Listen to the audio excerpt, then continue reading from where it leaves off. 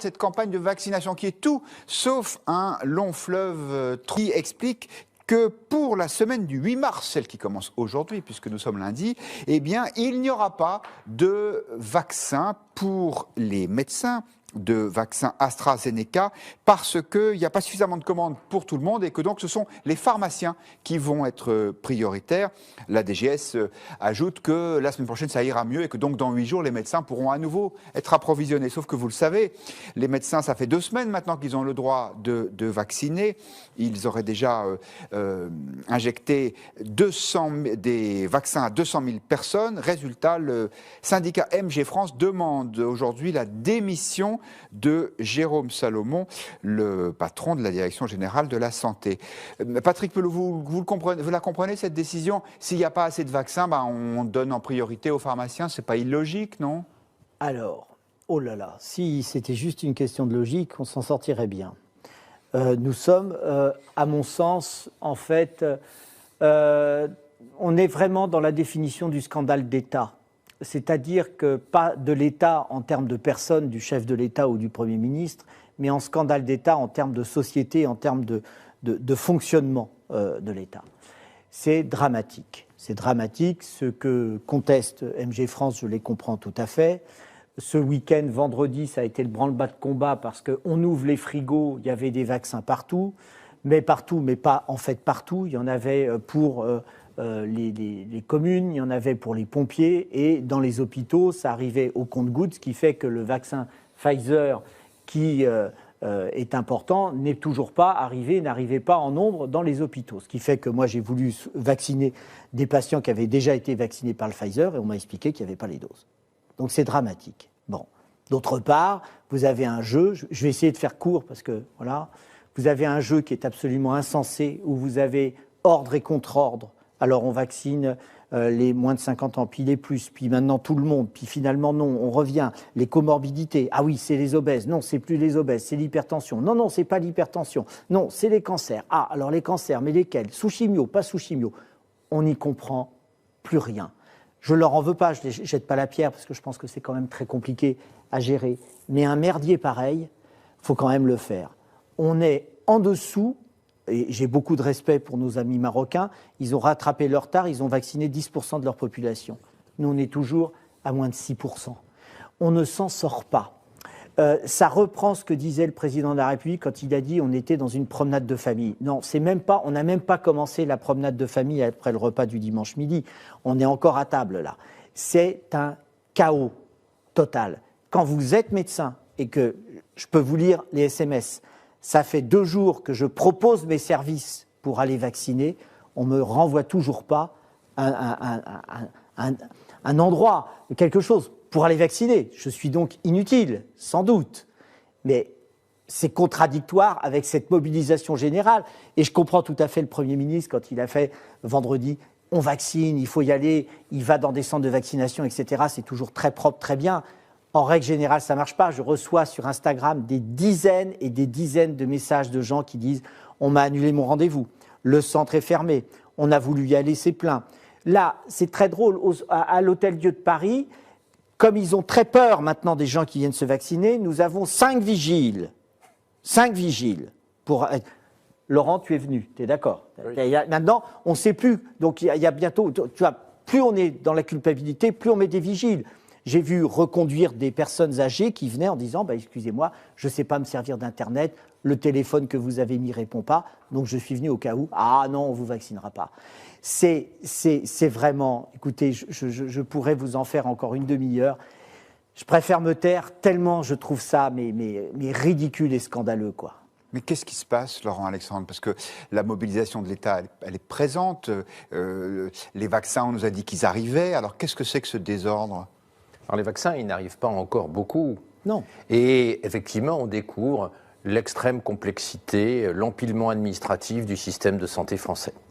On a créé un monstre bureaucratique et le résultat, c'est le Waterloo vaccinal actuel. Comme le disait Patrick, le roi du Maroc, Mohamed VI, vaccine 2 fois plus vite que Macron. Voilà. Un pays sous-développé, un pays émergent comme le Maroc, vaccine 2 fois plus vite que la France. On croit rêver.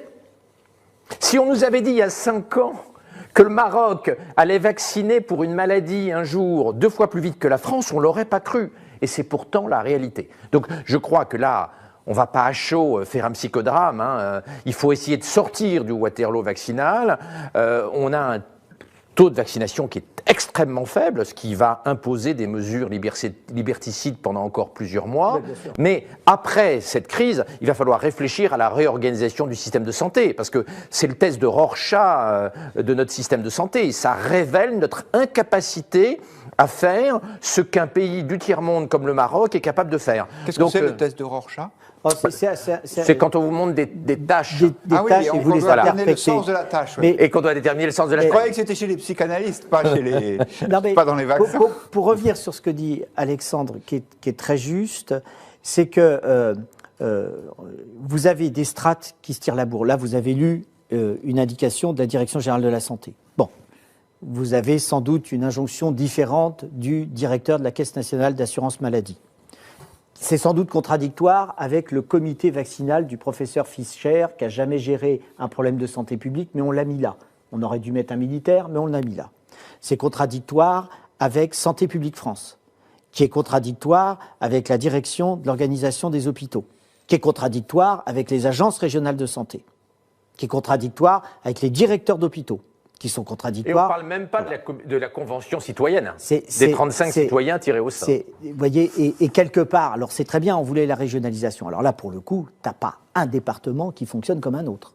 D'accord ? Et là, summum, comme on ne sait plus comment faire, on a dit aux pompiers, vaccinez. Donc, et maintenant, les pharmaciens, vaccinez. Mais à la limite, on se dit, d'accord, tout le monde, vaccinons.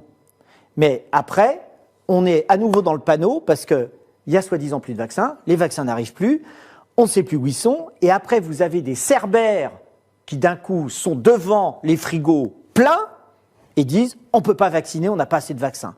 C'est pour ça que le président de la République au Conseil de défense, il a dit je ne reconfinerai pas tant que les frigos sont pleins. Parce que vous avez cette ambiguïté, je vous le dis, qu'il y a un certain nombre de médecins qui disent je préfère garder mes vaccins au cas où. Au cas où de quoi ? Et du coup, le problème, il est que là, vous avez l'épidémie, alors pour le coup, qui est en train de remonter, notamment sur Paris, on a une saturation des lits de réanimation, donc ça recommence. On va avoir l'air stupide si on a une troisième vague, alors que les autres pays qui ont vacciné ne l'auront pas. Mais je vous assure, c'est insensé, quoi. Alors, je vais peut-être encore noircir le tableau, mais c'est une information, donc on vous la donne. On a découvert que dans les petites fioles de vaccins Pfizer-BioNTech, il n'y avait pas 6 doses, contrairement à ce que l'on pensait, mais qu'avec les bonnes seringues, on pouvait en avoir 7. A priori, ça ressemblait à une bonne nouvelle, sauf que l'administration ne l'entendait pas de cette oreille. Écoutez ce coup de gueule de Jean-Paul Hamon, c'est le président de la Fédération des médecins de France. Quelqu'un a prévenu l'ARS qu'on était capable de faire cette dose. Malheureux, n'y touchez pas. On a le protocole, on a l'autorisation pour 6 doses. Ne faites pas la 7e. C'est une blague ? Non, mais c'est pas une blague. Je viens de recevoir aussi un SMS d'une personne, d'un médecin qui va se faire opérer d'une hépatectomie parce qu'elle a un cancer, etc. et qu'elle cherche désespérément une dose de Pfizer. Là, je peux vous dire, mais moi, j'ai vraiment des envies d'aller dézinguer le ministère, quoi. Qui c'est ces gens incapables de s'adapter, incapables de prendre des décisions responsables? En même temps, Laurent Alexandre, l'ARS, c'est-à-dire l'autorité régionale de santé, elle doit respecter les contrats qui sont faits avec les fabricants. Et donc, Pfizer a dit, non pas je vous vends un nombre de bouteilles, mais un nombre de doses qu'il ne faut pas dépasser. Enfin, chacun est dans son couloir et on a l'impression que tout ça n'est pas cohérent et qu'on a un peu oublié le patient dans cette histoire. On peut constater une seule chose, il y a des pays qui ont massivement vacciné, comme Israël et l'Angleterre, qui vaccinent très vite comme le Maroc, et on pourrait multiplier l'exemple, le Chili vaccine 5 fois plus vite que la France, et la France ne vaccine pas. Donc il y a un vrai problème, soit on est en déni de ce Waterloo, soit on le regarde en face et on le corrige. Or, au bout de 2 mois et demi de campagne vaccinale, les ratés du début de la campagne n'ont toujours pas été corrigés.